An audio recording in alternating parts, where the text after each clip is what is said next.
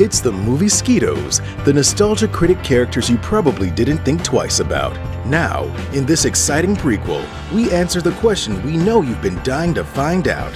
How did the movie Skeetos meet? Hello, I'm Buzzy Buzzy Squish Squish. I'm George. And I'm number 3. It's great to meet you both. Well, I guess our thrilling backstory is finally revealed. Let's do what we always do. Watch stuff. Okay. Well, I'm so glad we addressed what was buzzing around in people's minds. Yeah, I know it was really sucking the life out of them.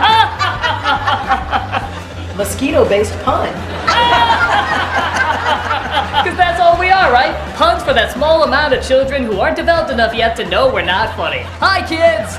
We'll keep you busy while your parents get that much-needed time alone. Just don't go in their bedroom for 15 to 20 minutes. Now, on with the show! Hello, I'm the Nostalgia Critic Guy. Remember it so you don't have to. And a special hello to all the movie Skeetos who most likely just revealed their backstory.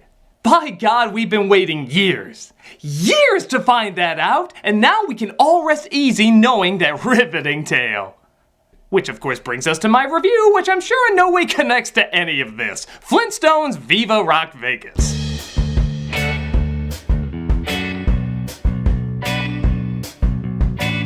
Yep, after the critical crucifixion of the first film resulting in not nearly the profit the studio was hoping to produce, Universal Studios eventually said, those sets were expensive, we gotta use them for something. Thus we have this prequel we didn't know we wanted, with all new annoyances that we know we didn't want. The film seems so disinterested in existing, they're not even facing the viewer all the way on the poster. In fact, the movie cares so little of what impact it has on you that it doesn't even care what it's rated. Yeah, the box says PG, but when you open it up, the disc reads G. Ooh, is the PG version the uncensored cut? The one where Fred finally does barn? It's all as pleasant as passing a prehistoric kidney stone, and we're gonna find out why. So let's take a page right out of misery. This is Viva Rock Vegas. The intro again has the pun title Universal, because Lord knows I wouldn't want my real company name attached to this either. Though up, the website gives the real name. You're ruining the illusion, Viva Rock Vegas! And we cut to the night terrors Marvin the Martian has when he falls to sleep on ecstasy. Did anybody else see those big letters flying by? PG. This was definitely rated PG. Christ, why do Alan Cumming kids films always paint his face green and baste him in horrific horror? You are to document the Earthlings' bizarre mating ritual. Oh hey, I was just kidding. Don't let the plot actually be Fred and Barney doing it. Speaking of which, we cut to Fred and Barney portrayed by Mark Addy and Stephen Baldwin. In, no joke, the role I think he was born to play. Couldn't even crack his knuckles without my help. Crane's got trouble? Just call Barney Rubble. It's actually kind of eerie how well he gets Barney's cluelessness and lack of development skills. You're welcome. Okay, he has essence of Shaggy stoneness, but A, that's also a Hanna-Barbera character, and B, you'd be stoned too if you were on this movie. You'd have to be to allow this to be your first big joke. I got 3 stomachs. Cut me some slack. Yeah, Flintstones was always known for its flatulent humor. Put up the beds and let's get some sleep. We don't have beds in camp. We use... Oh, no! While that's going on, Fred is trying to pass an exam to finally work with a real dinosaur. But it doesn't exactly go great. Ooh. Frederick Flintstone. Despite killing a man, you still passed with flying colors. Hey, if we don't have any animal cruelty laws, why should this bother us? We then cut to the family of Wilma, played by... Kristen Johnson?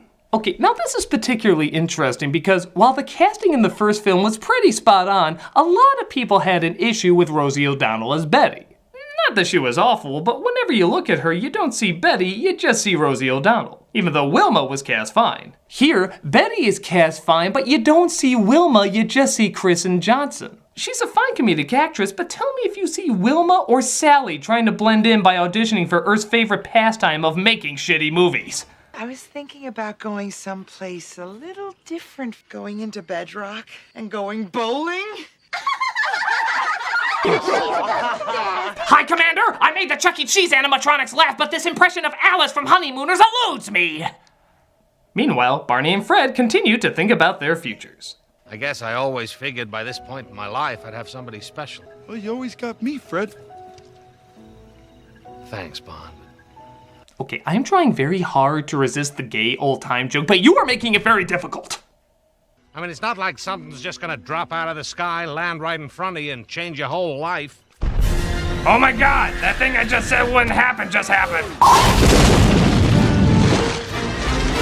Damn it, couldn't that be the meteor to destroy all prehistoric life? What are you? I am your death. I come from a planet too far for you to fathom, and a civilization too advanced for you to comprehend. Yet our effects are still pretty shitty. What am I, photoshopped here? Pretty lame. We let you out of the fancy bottle, now we get wishes, right? Yeah, Barney's right. Let's get this started. What do we have to rub? Now I have no choice. I am of a highly evolved alien species. You look more like a creation of a TV show rating slump. Hey, I'm a born-again Christian. I'm gonna go create God's Club. Later, Wilma meets Betty, played by Jane Krakowski, at a restaurant. How much is a glass of water? Water? Free. Great, I'll have 2. Perfect, just one question. What's glass? Stone Age? Betty mistakes Wilma for being caveless despite the fact that she's actually running away from her incredibly rich mother because she hates her lifestyle. You'll stay with me till you're back on your feet. I know you're not looking for a handout. You're just looking for your self-respect. After that Schmidt woman, inviting a complete stranger in seems perfectly normal. Good night, Fred. Good night, Bond. Good night, dum-dums. Sorry, I will never get used to how freaky that is. I am here to observe your species' mating rituals. So, get to it. Oh, Barney and me don't, Okay, is my joke playlist just gonna be nothing but this? Kazoo follows them to a fast food joint where Wilma gets her first serving job, but Fred seems to miss her and instead gets the hots for Betty. Sorry, no substitutions. Sorry, I don't speak Bill O'Reilly. You want a date? Well, I've gone out with men who've said less. Bill Cosby just got me a drink. Why not? You can take me to the carnival tomorrow. Sorry, I don't speak Clinton either. Okay, bottom line, anyone named Bill is most likely an adulterer. Some exceptions. Well, now we know Fred's kill face. We'll just add that to the list of everyone else's kill face. I think Barney is up to 5. Of course, Barney then gets a date with Wilma, which honestly is not a bad idea and could be a little funny. But then you remember this was directed by the same asshole who directed these, and that foolish optimism is put out like T-Rex urine on a fire. Okay, stop. How the hell is there a video camera? I can surprisingly suspend disbelief through most of this, but a video camera? No, I'm sorry. We see pictures are chiseled, so we're just supposed to expect there's a bird chiseling 100 pictures per minute. It's like having a live audience in animation. How would that be possible?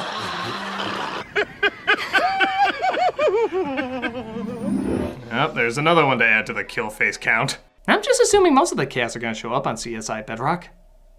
They of course end up switching and start getting along better with the others' dates. Oh, this paper mache is so heavy. Maybe a ride in an animal's ribcage will make me feel better. Flintstones is kind of disturbing when you think about it. Wish I'd brought something to drape over my shoulders, you know? Thank you. Nice opening, lover boy. Okay, I'm gonna justify him in this movie by saying he's the big giant head checking in on Sally's mission. He already did it once as the whole. Whoa! I swear that never happens. Yeah, that's right. The prize they won at the carnival was Dino. You know, aliens, dinosaurs, and cavemen all exist at the same time. Why should this bother me? It doesn't. Next shitty scene. Wilma's mom drops by, played by Joan Collins. Oh, I don't think I have the strength. All right. As she interrupts her primordial blackface to ask Wilma to come home. I'm going to take my bath now. Good luck. Ugh. Yeah, it's a cave. There's gonna be dirt and dust. It's a cave! She invites her back to celebrating her father's birthday while Fred thinks about proposing to Wilma. Seems a little fast, but to be fair, this movie does feel like years have gone by. So, Vaughn, what do you think? Oh, Fred, you shouldn't have. Have a gay old time. It's not for you, nitwit, it's for Wilma. Oh. Probably for the best. I'm saving myself for Pauly Shore. They meet at her mother's house to discover she's so rich she can hire John Chow as a valet. He's trying to steal my car. No, sir. Fred, he's the valet. I knew that. Harold and Sulu park a car. Hey, don't tempt them. They might make that. By the way, Wilma's dad is played by Harvey Korman. As you can plainly see, he never recovered after the Star Wars holiday special. Cavalry, mount up. We're moving out. Charge! You're using coconuts. Fred is intimidated about his ring when he sees the family she comes from. And it doesn't help that Dino interrupts the party also. Well,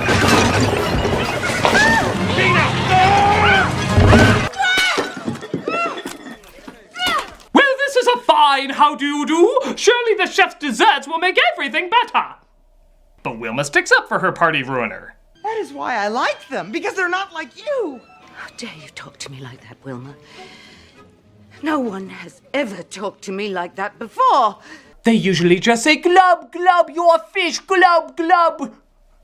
But Chip Rockefeller, ha! Chip Rock! No, you were right not to laugh at that. Feels bad about how the family acted and invites them to his casino at Rock Vegas. I don't think now is such a good time. Rock Vegas, eh? No! God, no! God damn it, as if we didn't have enough kill faces in this movie, now we have to have the one from Judge Doom at the end of Roger Rabbit? When I kill your brother, I talk. Just wait. Ignore the G rating. This is a PG when PG actually meant something.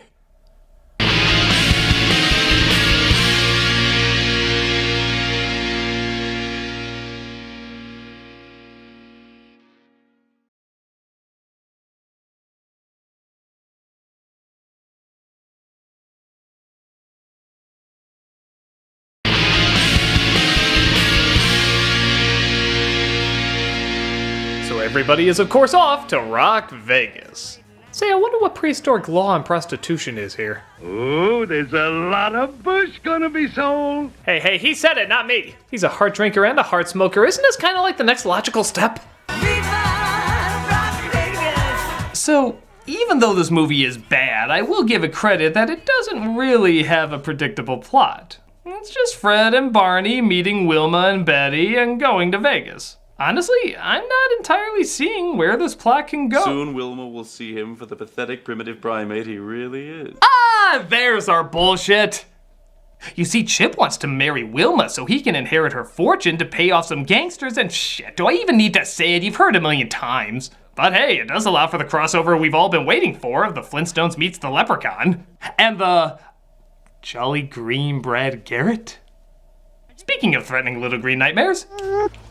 I know this will be difficult for you, but let's think. He explains Rockefeller's plan, but it leaves little to no impression on our dumb as a rock hero. Good luck, dum-dum. You'll need it.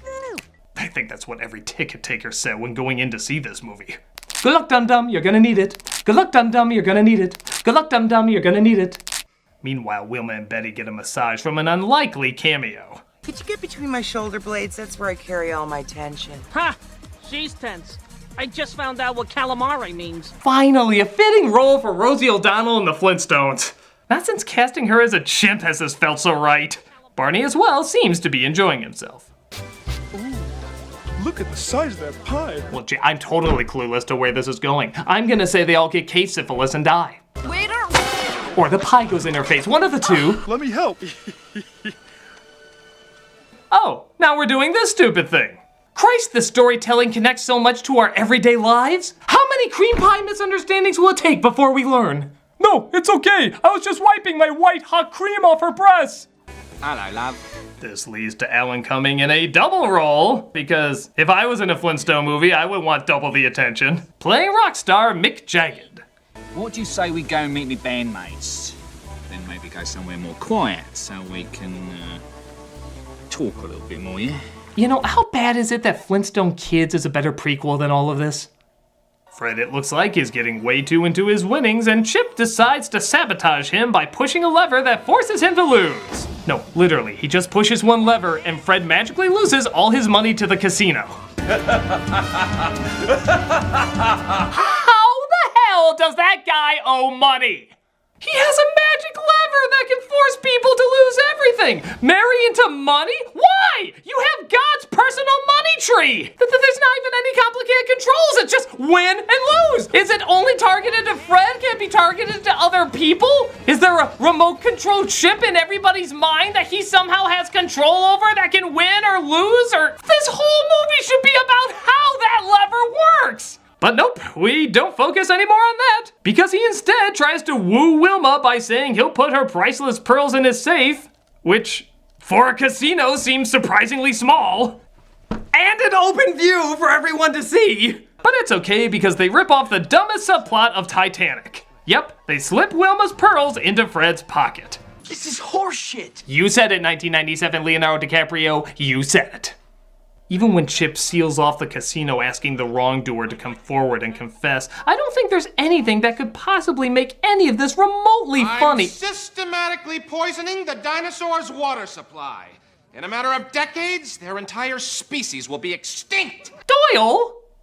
You actually had a funny line. Good God, I think that's like the one funny line in the entire goddamn movie. Doesn't anybody care about this whole dinosaurs becoming extinct thing? No! No, please, can't we follow that other guy's story? Why did he do it? How did he do it? Can he save a couple so we can reenact Dino Riders? That's chaos theory. He of course reveals Fred as the culprit and even works in Barney as an accomplice, and Wilma, being as dumb as everyone else in this movie, believes it. This means Chip's plan is working and just in the nick of time. See, a little birdie told him that you ain't even dating the slag. Hey, I might be out of a job tomorrow. Brother's gotta have a little nest egg, you dig? That bird was going a little too Dumbo for my taste. But if the bride don't show, you'll be spending your wedding night with me. We'll have a gay old time. Hey, what happens in Rock Vegas stays in Rock Vegas. Did I mention his name is Rock Vegas? Meanwhile, Fred and Barney sulk in a jail cell. We'd be with them right now if I hadn't been so stupid. Now I could have told you that. So you're gonna bust us out of here? Whoa. Do I look like the cavalry? Those outfits are adorable. You two know I can't actually interfere. If you do, I'll make sure you never do another Spy Kids. But Barney finds a way to sneak through the bars and get out.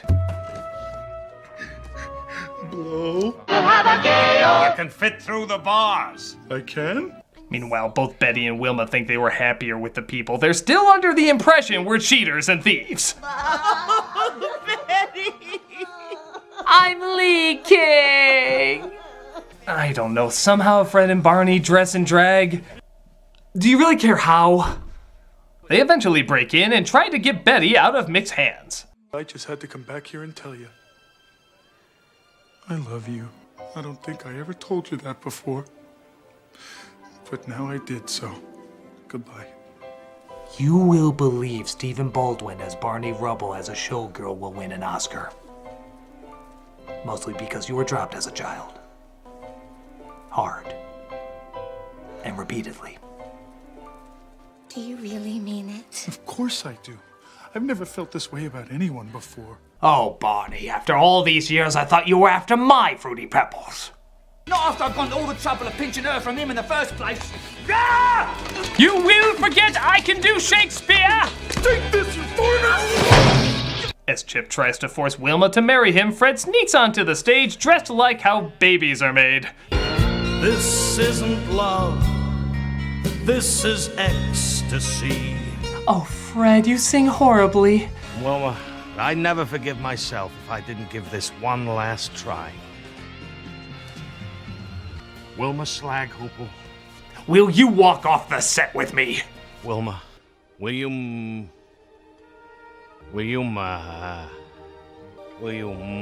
Yeah, she still thinks he stole from her. He's clearly got a gambling problem, but he's so in love with her, he can't even say the word marry when proposing. Christ, I wish we were watching that guy who was gonna wipe out the dinosaurs. Your last chance. Oh, there he is! Tell me your motivation! What's your plan? Stop me? or all the dinosaurs die. Damn it! Because of people like you that we're getting 7 Transformer movies! She of course says yes, and they're married in a church, which raises so many religious questions about this world since a Flintstones Christmas. Do you, Fred Flintstone, take Wilma Slaghoople to be your wife? I yabba dabba do. I'm saying that line under protest.